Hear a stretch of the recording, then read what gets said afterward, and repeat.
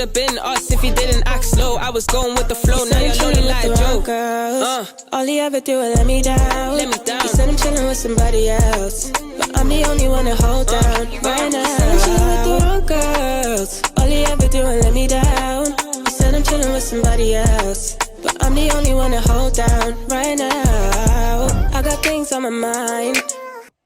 Hi guys, welcome back to my YouTube channel. I'm a bit close to the camera, but this video is basically just information, no joke thing. This is dead serious. I'm actually missing a nail as well, so yeah. But basically, I'm just gonna try to do a quick video just to let you know, just like the process of me getting my house. A lot of people text me and are in similar situations, so obviously I want to use my situation and try and take some positive from it. At least I can tell you, because I just obviously didn't know how to do anything, so I was learning along the way. So it might be a bit easier if you have someone like me who's done it, been through it, and is telling you how I did it. Do you get me? It might help you. It might be an easier option for you to do it how I did it.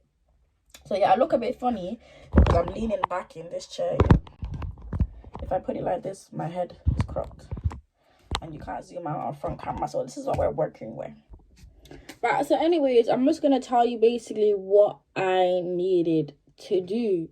So there's two options. You can either, when getting a house, and obviously it's your first house, you can either go into council, which is an easier option, but there is a waiting list. You can be waiting for 2 years. 1 year, 2 years, 3 years, 5 years. You get what I'm saying? There's no limit for how long you can be waiting. You're on a waiting list. There's people before you with other needs. Like, you might be thinking, oh yeah, but I just turned 18, you know, I'm really young. Okay, but they might give a house to a family of 5. Do you get what I'm saying? It might be one woman with 4 different kids and she needs a house. So there's people that will be put in front of you on that waiting list. You get what I'm saying? So with that said, your other option is private housing.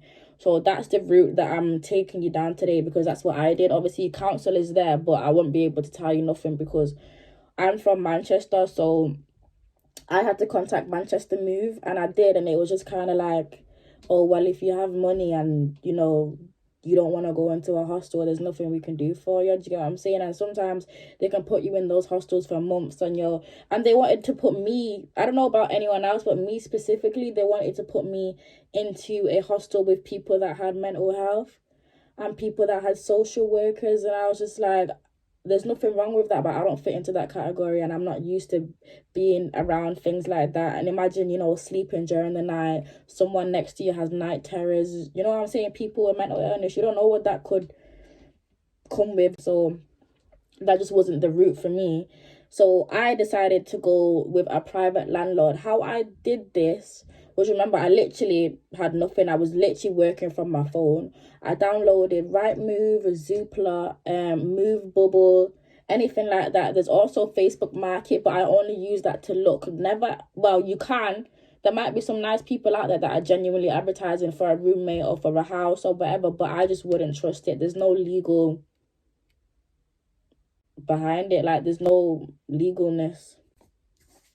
There's no legalness. There's just no security with doing it that way. So the app that I use, obviously I use Zoopla to look as well, but the app that I eventually found my house on was Rightmove. But using Zoopla and Rightmove, I was able to book house viewings. So that's where you get to meet the landlord or meet the previous house owner, not the tenant. It has to be the owner. And they'll walk you around the house, you know, tell you about the deposit that you may have to put down if other people also have offers on the house. Because maybe you're like, yeah, I have the money, I have the deposit, I want the house, but 10 other people might want the house. And that's when they start looking into your background, into your salary, into your wages, whether you can even afford that house, if you have any criminal background. Like, I'm a teenager, so they probably think of like, obviously everybody judges, even without doing it on purpose. People would look at a teenager and just automatically think, oh yeah, she wants to party, yeah, she's young, the house will probably get messed up, stuff like that. And obviously I don't really like to party, but just as a stereotype, people tend to just judge, and there's nothing stopping them from doing it. Like, I might see a white man with a clean shave and a suit and just automatically assume that he's a businessman. Like, we all judge people without even realizing it. So landlords do the same thing. Like when you're going to a viewing, what you wear, if you're late, how you talk during the viewing, they're watching all of this to see, is this person really going to be in my house?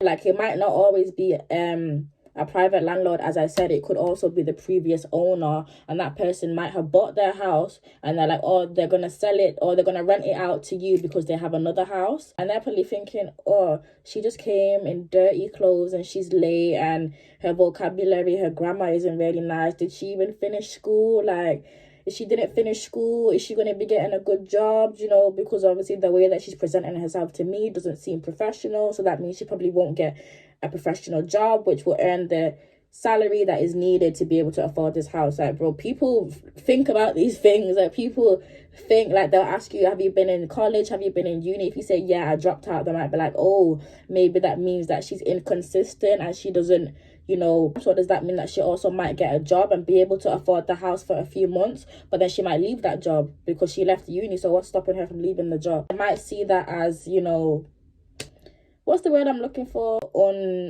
Not permitted, committed. You're not committed, you're very flaky. They might be like, oh, if they're flaky on that side of their life, then maybe they might, you know, not pay the rent or not. So when you go to a viewing, make sure you're showing your best self. Make sure you have Googled, researched whatever questions you want to ask.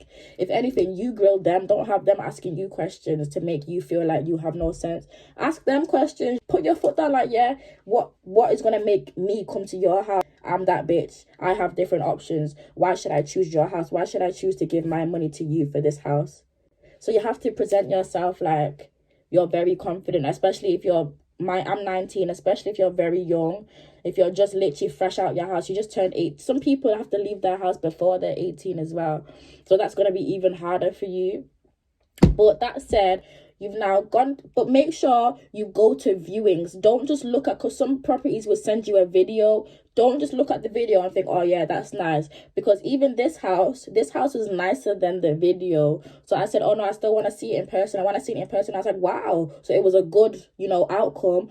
But I think I had about 20-30 viewings before this one. And when I tell you, people catfish their houses. Like, you have to actually check the house and record it, because sometimes there's houses that have, you know, cracks in the wall. They have damp areas. They have tiles falling off in the bathroom, stuff like that. And you put your deposit on that house. And then when it's time for you to move out at the end, they'll try to blame you for that, even though it was there before you moved in. So even if you're just going for a viewing and you're like, oh, I'm not sure if I do like it or not, still record during the viewing to make sure that you're not going to get blamed for any damage that was already there before, meaning that you're not going to lose out on your deposit.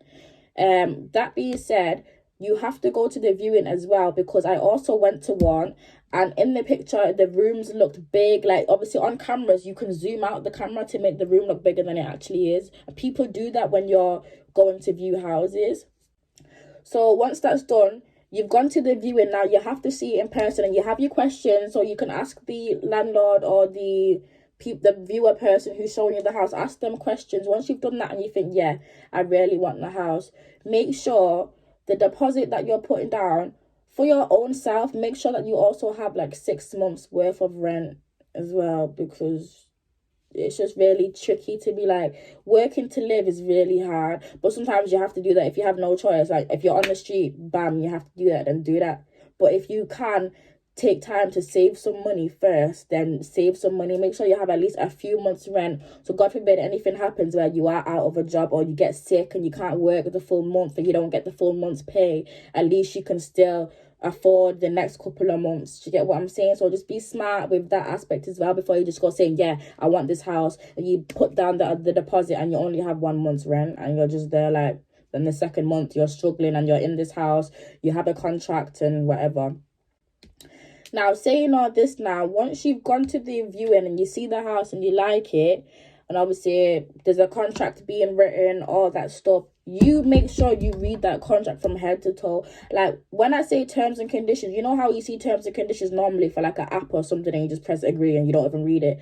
You have to read these things. There's little clauses in there that they will try to catch you out on. Like, with me, obviously I've got a big garden, I've got a lawnmower with that garden, it's in my contract. So if my landlord was to come and to see that, I don't know if they'd probably take my deposit, I don't know what they could do, but there's penalties for not following the stuff in the contract. My contract also says I can't have people staying in my house more than 3 weeks. But imagine I've got a boyfriend or something and I let him move in because I've not actually read the contract, and then my landlord is like, no, both of you need to go because you broke the contract. You get what I'm saying? So make sure you read the contract. But them contracts, the landlord might be fucking you about. The landlord might say, like, look, you're not allowed to put stuff on the walls. So you've bought all these decorations that you can't even put up. You're not allowed to change the carpet, and you've paid to get the carpet done, and the landlord's like, it's not allowed, and you've got to take it all up and waste your money. Once that's done, you've read the contract, you've signed it, you've got your keys, you put down your deposit, and you've got your 6-month rent in the bag. That's it. Your house is there. That's literally all you have to do. For me, now, going back a bit with the process, that's just the main line bit.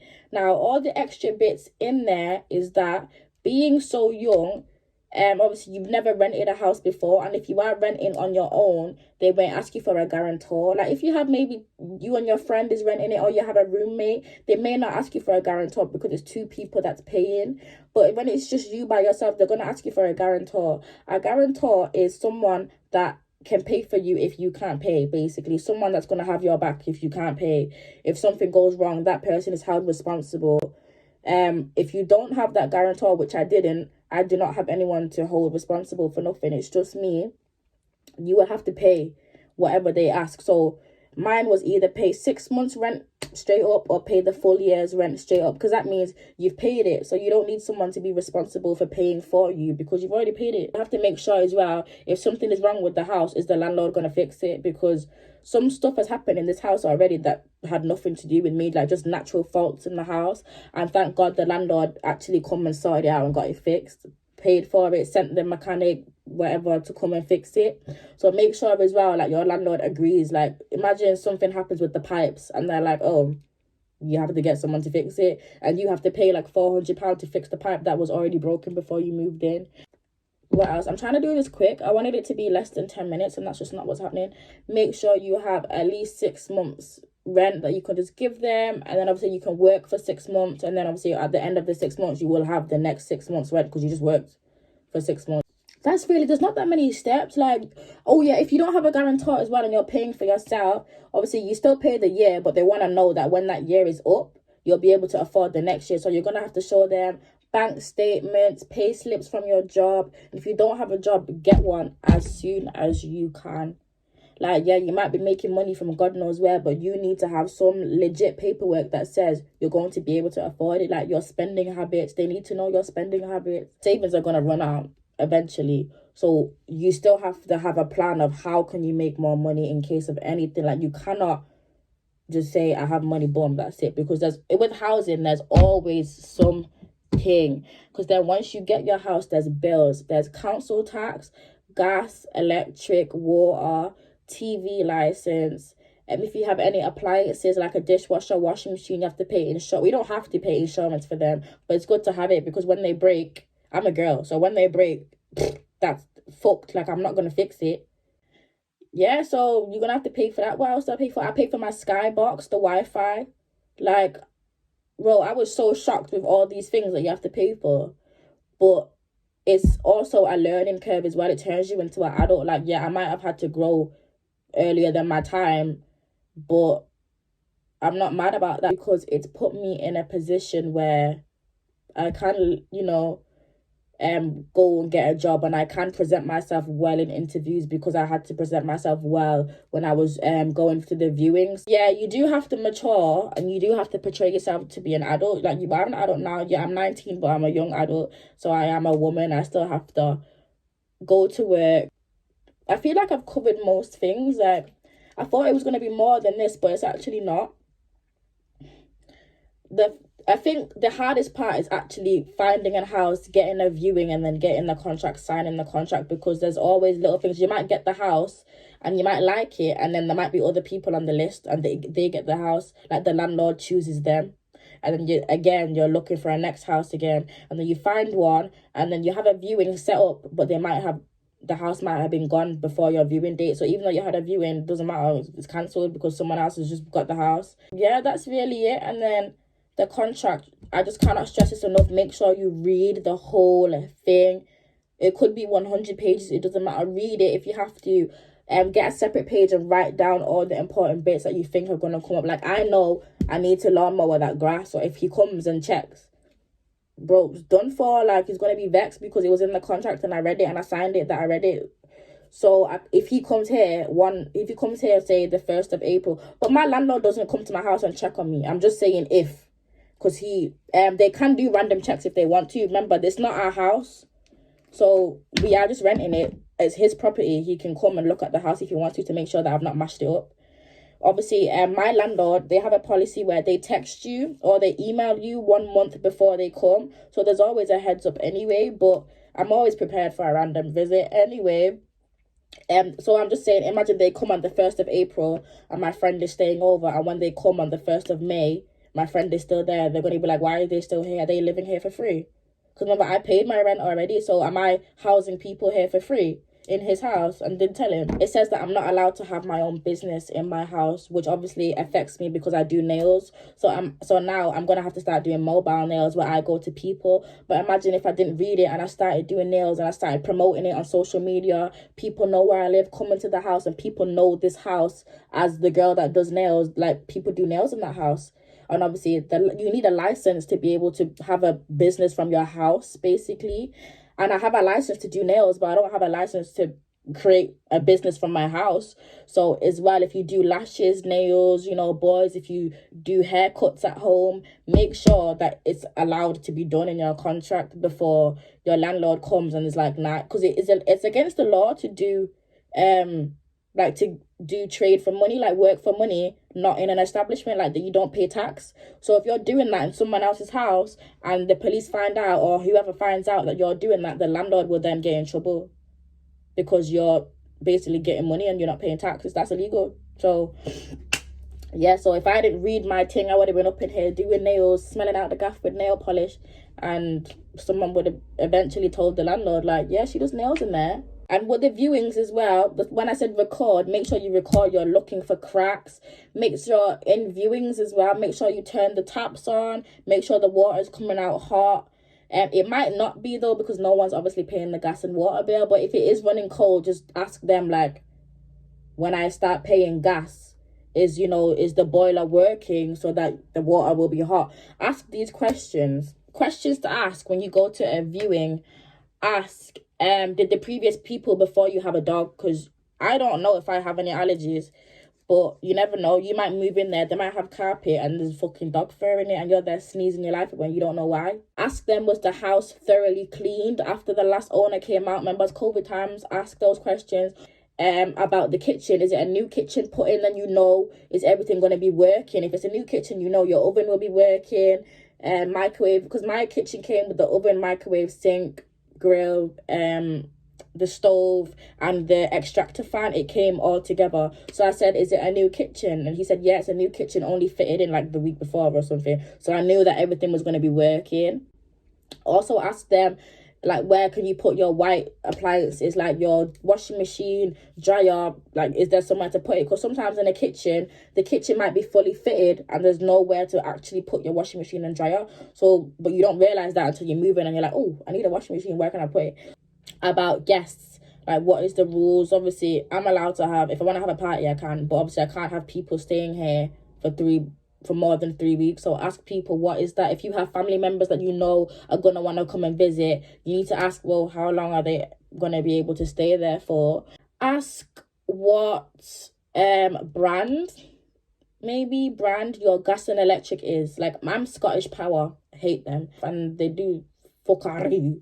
Yeah, like, let me not even cuss out Scottish Power on this thing. Some research, because I did research it, but obviously I didn't realize that you could switch. You can switch. Just let your landlord know. Oh yeah, ask your landlord, can you switch as well? Some houses might say, no, you can't switch. Whatever brand we give you is we give you. First day you move into your house, check everything. Lights, switches, ovens, anything. Because if anything, I think they give you 1 month to check everything is okay. And even if it's like 1 day after the month and you're like, oh, this is broken, they'll be like, yeah, but you was in the house for a month, so that means you broke it because you didn't say anything before. I've got a driveway, so that's fine. If you don't have a driveway, ask them, can you park on the street? Like, sometimes there's yellow lines outside your house and it's like, where are you supposed to park? Is there a car park? And how does that car park work? Do I need a key fob? Ask any question that springs to your mind, ask it. Because no question is a dumb question, especially if you're moving out on your own. Like, it's really hard. And like, yeah, you might, you know, get a moving van, get all your stuff, buy the house, whatever. But then it's like, you're just in the house, sitting there. All this money is coming out your account and you don't know what it's going to. You need to ask, like, what is gas and electric together? Water, like, who is the company? Who is it supplied by? Just all that stuff. If you have any questions, because I know you will, because I know for a fact I'm forgetting stuff. If you have any questions, please put them in the comments below or text me on my socials, which should be at the bottom if I edit it correctly.